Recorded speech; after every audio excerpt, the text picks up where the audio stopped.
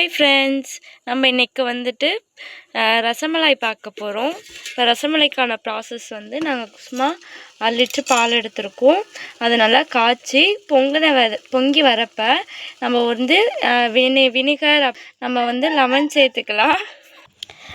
அப்படி எடுத்தோம் வினிகர் அப்படி இல்லை லெமன் சேர்த்தோம்னா நமக்கு வந்து இந்த பதத்தில் வந்து கிடைக்கும். ஸோ நம்ம வந்து இதை என்ன பண்ணணும்னா ஒரு ஒயிட் கிளாத்தில் வடிகட்டி நல்லா புழிஞ்சி காய வைக்கணும். ஸோ நம்ம இப்போ அந்த ப்ராசஸ் செய்யலாம். ஓகேங்களா ஃப்ரெண்ட்ஸ்? நம்ம ரசமலாய்க்கான அந்த பாலையும் இப்போ வடிகட்டி நம்ம எடுக்க போகிறோம். வச்சுருக்கோம். இதை வந்து நல்லா இப்போ நம்ம வந்து லெமன் ஊற்றிருக்கனால அதோட வாசனை தெரியாமல் இருக்கிறதுக்காக 2 டைம்ஸ் நம்ம வந்து தண்ணி ஊற்றி அலசுனா அந்த வாசனை போயிடும். இதே நீங்கள் லெமன் இல்லாமல் வினிகர் யூஸ் பண்ணாலும் அதே ப்ராசஸ் தான். இப்போ நம்ம தண்ணி ஊற்றி 2 தடவை கழுவலாம். நல்லா கழுவும் போது தான் அதோட வாசனை வந்து நமக்கு தெரியாமல் போகும். சாப்பிடும்போது லெமனோட வாசனையோ அல்லது வினிகர் சேர்த்துருந்தால் அதோட வாசனையும் நமக்கு தெரியாமல் இருக்கும். பாருங்கள் ஃப்ரெண்ட்ஸ், இப்போ வந்து அது நல்லா புழிஞ்சி எடுத்து நமக்கு வந்து இந்த மாதிரி ஒரு பதத்தில் கிடைக்கும்.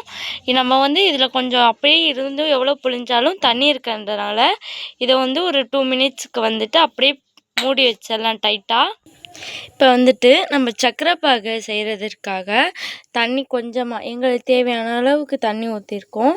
இந்த தண்ணி கொதித்தோடனே அதில் வந்துட்டு சர்க்கரை போட்டு அந்த இது கரைஞ்சி நல்லா மிக்ஸ் ஆகி பாகு மாதிரி வந்த உடனே அதில் வந்து நம்ம செஞ்சு வச்ச அந்த ரசமலாய் பாலை வந்துட்டு இதுக்குள்ளே போட்டு ஊற வைக்கலாம்.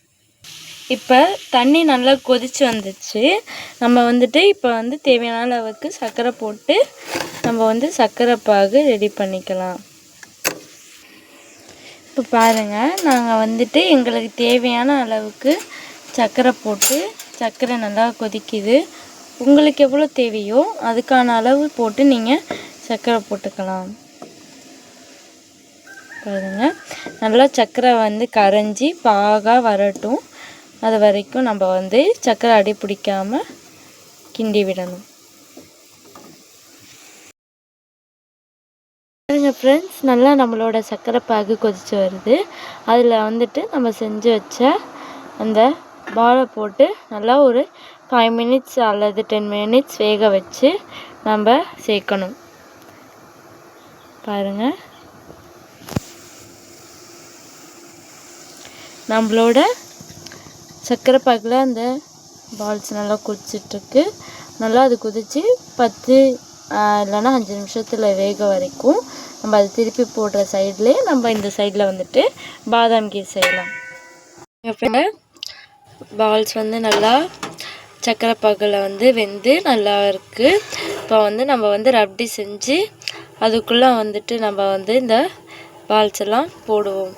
இப்போ வந்து நமக்கான பாலுக்கு ரபடிக்கு தேவையான பால் செய்கிறோம். இப்போ பால் கொதிச்சுட்டு வருது. அதில் வந்துட்டு நம்ம வந்து நாங்கள் வந்துட்டு 2 ஸ்பூன் வந்து சர்க்கரை போட்டுக்கிறோம். அதோடு சேர்த்து அரைச்சி வச்ச ஏலக்காய் பவுடர் அதை சேர்க்கும்போது நல்லா வாசனையை தரும். அதுவும் இல்லாமல் நம்மளோட ரபடி வந்து டேஸ்ட்டாகவும் நல்லாவும் இருக்கும். ஃப்ரெண்ட்ஸ், நமக்கு ரபடிக்கான பால் கொதிக்குது. அதில் வந்து நம்ம ஏலக்காய் பவுடர் சேர்த்துருக்கனால ரொம்ப வாசனை தரும். சில பேர் குங்குமப்பூலாம் சேர்த்துப்பாங்க கலருக்காக. நாங்கள் வந்து குங்குமப்பூ சேர்க்காமல் நார்மல் கலர்லேயே செஞ்சுருக்கோம். சர்க்கரை 2 ஸ்பூன் போட்டிருக்கோம். இப்போ வந்து நமக்கான இப்போ செஞ்சு வச்ச ரபடியில் நம்ம அந்த பாலை போடலாம். பாருங்கள், நம்ம ஊற வச்ச அந்த பாலை வந்து நம்ம ரபடிக்குள்ளே சேர்க்குறோம். நல்லா கொதித்து வரப்போ இந்த ரபடியோட மிக்ஸ் ஆகி வரட்டும். நமக்கான ரபடி வந்து நல்லா கொதிச்சுட்டு வருது. நம்ம வந்து 1 hours அல்லது 2 hours நல்லா ஊற விட்டால் நமக்கான ரசமலாய் ரெடி. இப்போ நம்மளோட சூடான சுவையான ரசமலாய் ரெடி. நீங்களும் உங்கள் வீட்டில் இந்த மாதிரி செஞ்சுங்க. நம்ம சேனலில் பிடிச்சிருந்தா லைக் பண்ணுங்கள், ஷேர் பண்ணுங்கள், கமெண்ட் பண்ணுங்கள். அப்படியே அந்த பெல் ஐக்கானை டைன்னு தட்டுங்க. அப்போ தான் நம்ம போடுற வீடியோ உங்களுக்கு நோட்டிஃபிகேஷனாக வரும். பாய். நாங்கள் தான் உங்கள் அம்மா சமையல்.